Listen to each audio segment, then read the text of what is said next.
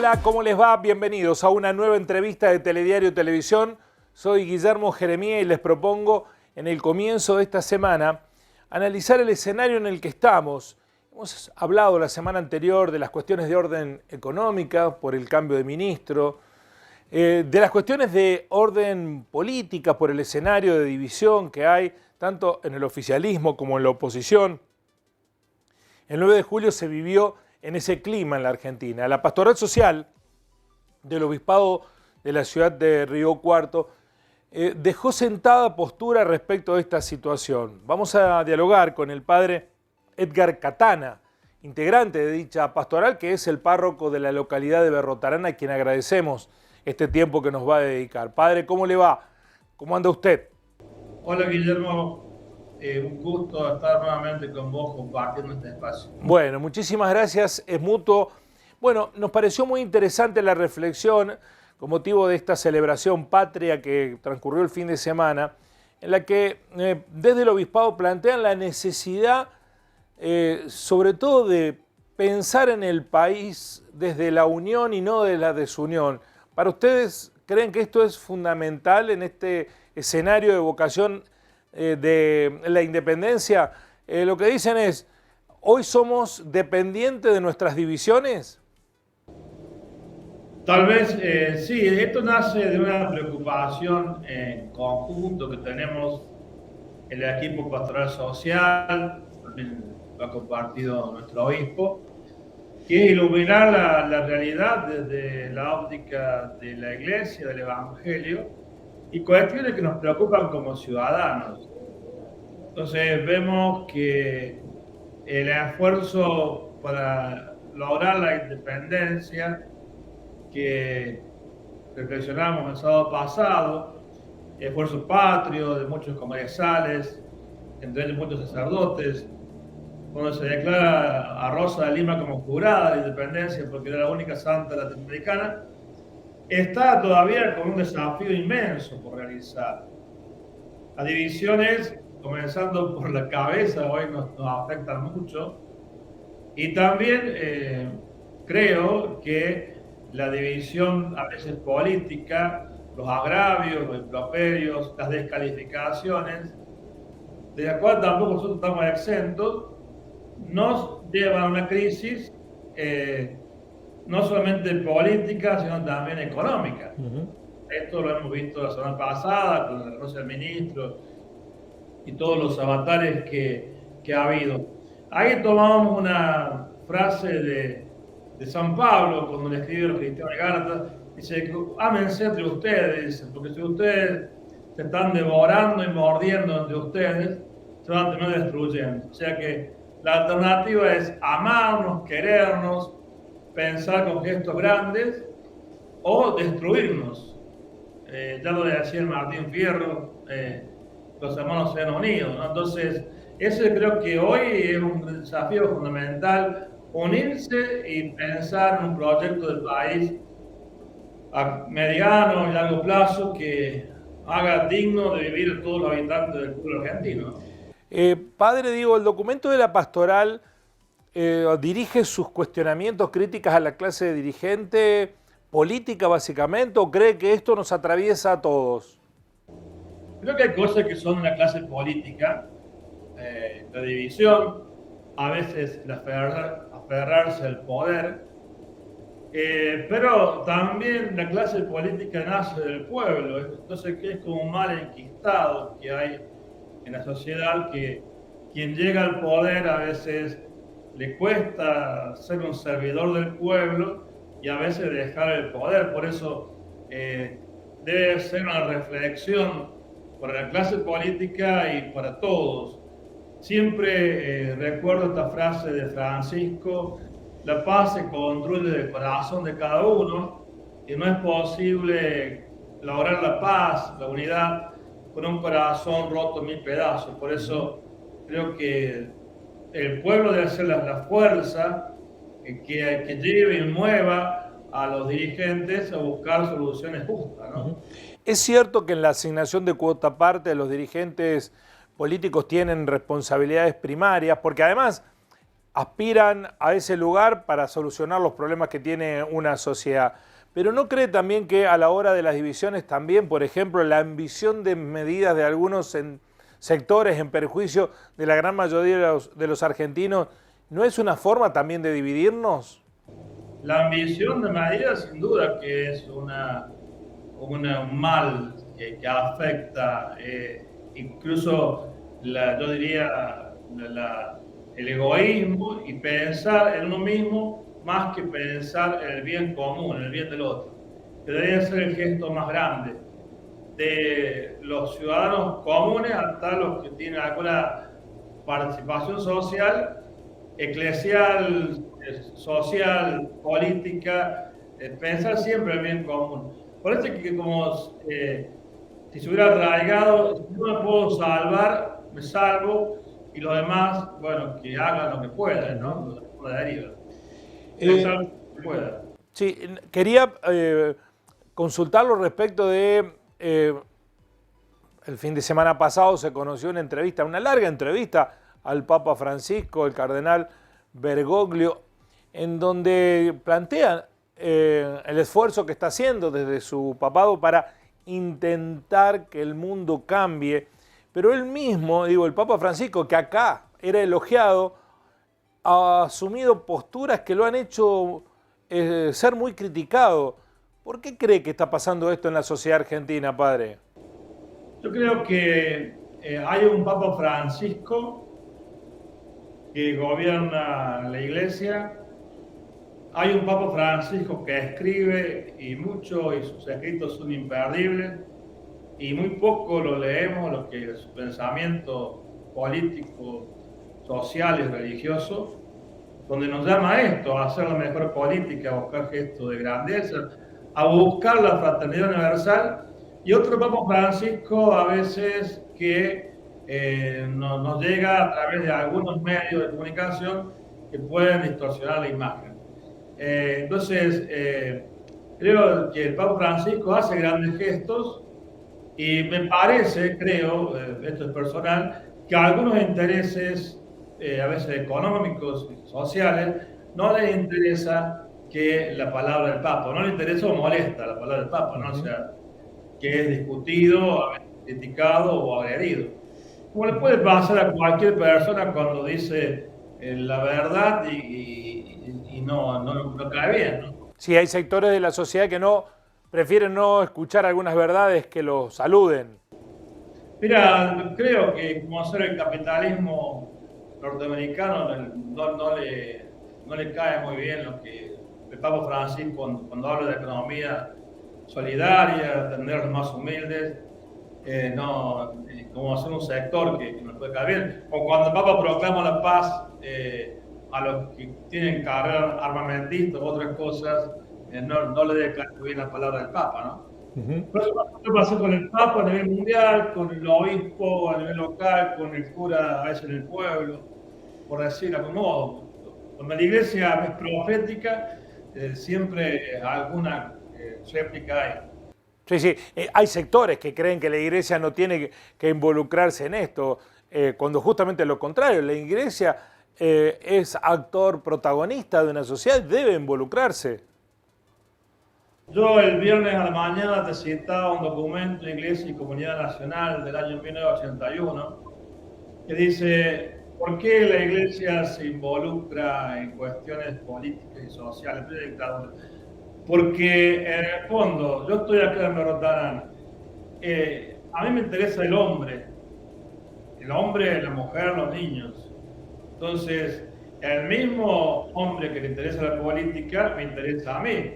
Entonces, yo no puedo ser indiferente a los problemas de la humanidad. No puedo ser perro mudo frente a esos problemas. O sea, hay un documento muy lindo en la iglesia que dice: los gozos y las esperanzas, angustia y tristeza de los hombres en otro tiempo, son gozos y esperanzas de los hombres de la iglesia. Esa cosa, o sea, tenemos que estar cerca de la sociedad, si no después somos iglesia desencarnada.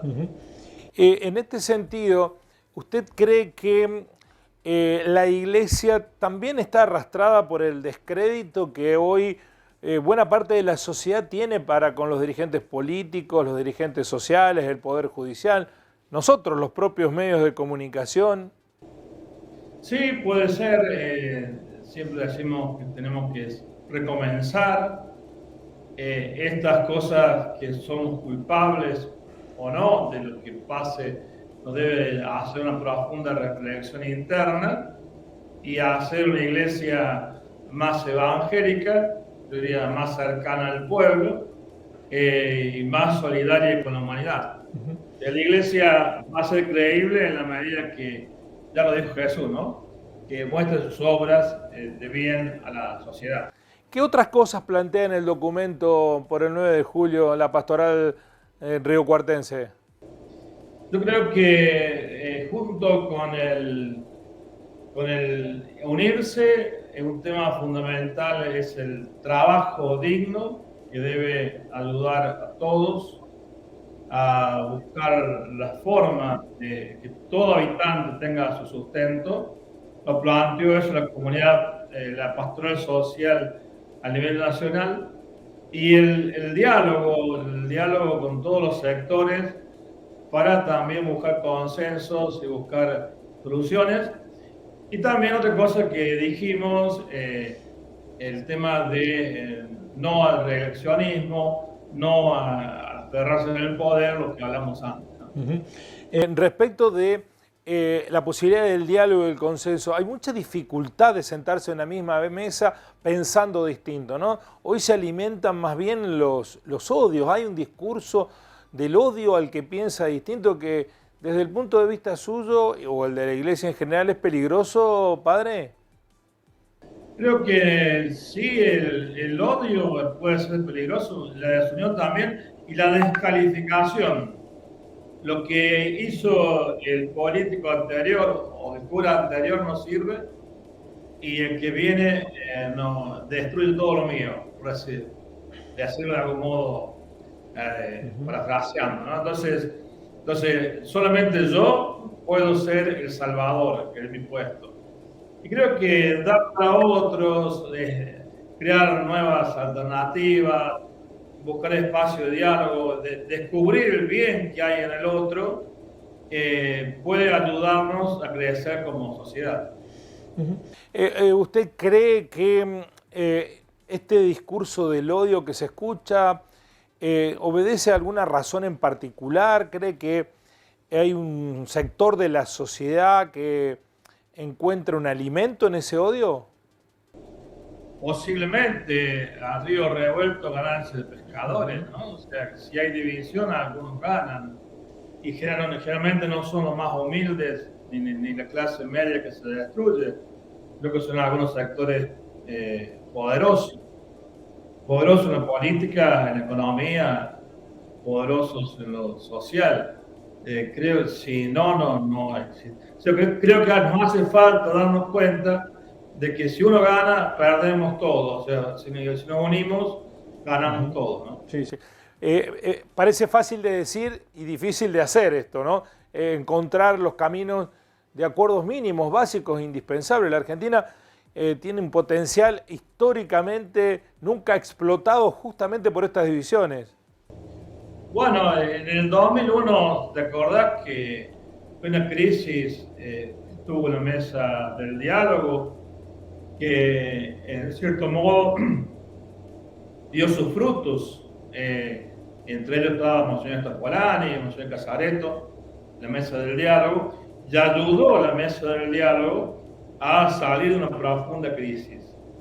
Ojalá que haya instrumentos y canales de diálogo y trabajar juntos desde nuestro pequeño mundo para que el diálogo, la unidad, los proyectos en común nos sirvan. Si no nos amamos, respetemos la alteridad del otro. O sea, bueno, el otro es humano y tenemos que respetarlo y tenemos que tratar de juntos salir de las situaciones difíciles. Acaba de mencionar usted, padre, que el documento alude a la dignidad del trabajo.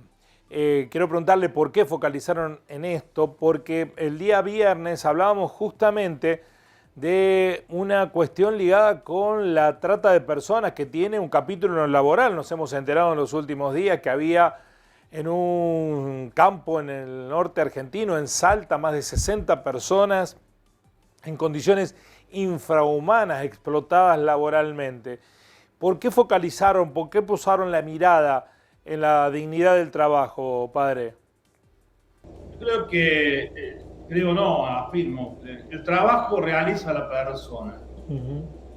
Si una persona no trabaja, se siente mal. Y lo peor que podemos acostumbrarnos es a que haya personas que vivan de planes sociales, que no pueden ser permanentes. Entonces, toda persona debe trabajar, eso ya está en el principio de la Biblia, ganarse el pan con el sudor de la frente, para realizarse como persona y para tener lo indispensable del bien común, educación, salud, alimento, tierra, trabajo y techo, lo que nos pide Francisco. ¿No? O sea, el trabajo, aún yo diría, teniendo todos los medios para poder vivir, es indispensable para realizarse como persona. ¿No estaría usted en familia, ¿no? ¿No estaría usted de acuerdo entonces en la institución de un salario básico universal? No conozco bien el tema a fondo, pero el salario básico debe ser un salario que ayude a la persona a tener alimento, educación, salud y vivienda. O sea, las cosas elementales de una persona que pueda vivir dignamente, ¿no? Que vaya siendo tranquilo mientras un hermano sufre, o sea, poco esta es la idea. Sí, sí. Usted mencionó que no está de acuerdo con los planes sociales. Los planes sociales, se decía en el 2001, son paliativos. Son necesarios mientras haya una situación de crisis o de emergencia. Que permanezcan en el tiempo no es bueno porque ayudan a las personas a que no tengan trabajo o que no busquen a veces trabajo para no perder el plan. Eso lo dijeron también en Mar del Plata, en la Semana Social, los obispos hace unos 15 días, que los planes sociales son necesarios en situaciones de emergencia. Lo ideal, el deber ser, sería trabajo para todos, con desocupación mínima. Ahora, padre, se lo pregunto desde el conocimiento de que los planes sociales son la institucionalización de una ayuda que históricamente sectores postergados han necesitado. De esa ayuda mucho tiempo se ha ocupado y se ocupa la Iglesia. Tiene a Cáritas, por ejemplo, que ayuda permanentemente, es ayuda no institucionalizada. Tiene a las limosnas como una manera también de asistir al otro. ¿Por qué los diferencia una cosa de la otra? ¿Por qué está mal cuando el Estado ayuda y está bien cuando ayuda Cáritas o la Iglesia con limosnas? Cuando estaba en Santa Rosa de Lima en plena pandemia, algunas personas pidieron ayuda. Creemos que estuvimos a la altura de las circunstancias, poder ayudar. Y muchos, cuando recuperaron su trabajo digno, dijeron, me acuerdo un caso de un concreto, dijo, ya no necesito más ayuda, quiero devolver lo que me han dado y puedo hacer. O sea que muchas personas son conscientes que a veces necesitan y se animan a pedir, otros no se animan, y cuando su situación ha mejorado, dicen, bueno, ya no lo necesito más. La caridad que la Iglesia hace es justamente también paliativa para buscar llegar y cooperar con el Estado donde el Estado no llega. O sea, como hace los años de pandemia, 2021, la ciudad fue necesario poder ayudar. Si te golpea la puerta una persona y dice no tengo que comer, yo tenía trabajo, pero yo tengo que comer, no podés cuestionarle si está pidiendo en vano o no. Bueno, toma una ayuda y después que Dios si no te hace falta, que Dios te ayude. O sea, pero bueno, creo que uno hace lo que cree más necesario, pero también Por eso está la acción de Cáritas, que es para la gente concreta que necesita, y también la acción de la pastoral social diciendo, bueno, creemos más fuentes de trabajo porque Cáritas tal vez no tenga tanta necesidad de ayudar, ¿no? Bueno, tanto el rol de la Iglesia, de Cáritas en particular, bueno, y del Estado en general, ¿no cree usted que es necesario o es imposible evitar que esté presente debido a lo desigual que es la sociedad y cada vez más? De hecho, en la pandemia los pobres fueron cada vez más pobres y los ricos, que cada vez son menos, fueron cada vez más ricos. El mundo está cada vez más desigual en lugar de tratar de corregir esas diferencias, esas asimetrías. ¿Cuál es su impresión? La misma, o sea, en este mundo global, luchar para que el empresario pueda tener ya fuentes de trabajo, luchar para que el empleado tenga un trabajo digno, para que los más humildes tengan su plato de comida. La acción de la Iglesia a través de Cáritas, de otras instituciones, acompañar la acción del Estado, y a veces cuando el Estado no alcanza o no llega, pero es estar en todas las dimensiones, sabiendo, vuelvo a decirte, que diríamos, lo principal es el trabajo, lo demás, el subsidio vendrá como una necesidad posterior. Para ir finalizando, padre, ¿usted ve con preocupación el presente? Digo, ¿la Iglesia ve con preocupación el presente del país? El documento que firmó la pastoral por el 9 de julio, ¿es un documento de advertencia de que estamos frente a una situación límite? No sé si límite, una situación delicada.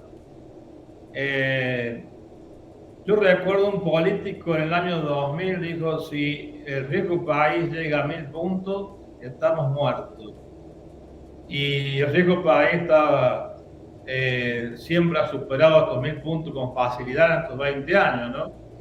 Entonces, una situación donde no hay un rumbo claro, una situación hasta a veces parecida de desgobierno, y eso lleva también a la deserción de muchos jóvenes. Y eso es lo que más me preocupa. Ya me cansé de luchar, ¿para qué hacerlo? Me voy. Entonces, creo que si no encontramos soluciones políticas, señales claras, la situación puede agravarse. Uno no quiere ser un profeta de la desesperanza.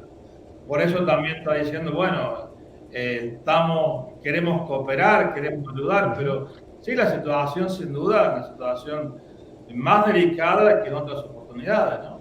¿Y no será, padre, que en estos 20 años miramos mucho el riesgo país de Argentina y no de los argentinos que están en riesgo? Y las dos cosas tienen que ver. No soy economista, lo he seguido, el tema del riesgo país, el tema de la bolsa, y tiene que ver a veces cuando hay una economía más o menos encaminada, uno lo nota en la calle, y cuando hay una turbulencia económica también lo nota. Y la misma pregunta a la gente, ¿qué va a pasar? No sé qué hacer, no puedo vender, no puedo comprar. Te llevan a decir, bueno, hay indicadores económicos que dicen que hay un riesgo país, que también el país está en riesgo. O sea, bueno, las dos cosas, o sea, no le echemos la culpa al termómetro de la fiebre que tenemos. O sea, es una situación, son situaciones delicadas. Y para finalizar, ¿de qué debemos hoy independizarnos los argentinos? Pensando en lo que sucedía o sucedió en 1816. De los intereses económicos que explotan, me parece que es una. De las ideologías que nos dividen, la otra. Y también independizarnos de aquellas costumbres e ideas que no hacen a nuestra cultura, ¿no? Entonces, tenemos que independizarnos de aquellas cosas que no nos dejan tener los elementos básicos para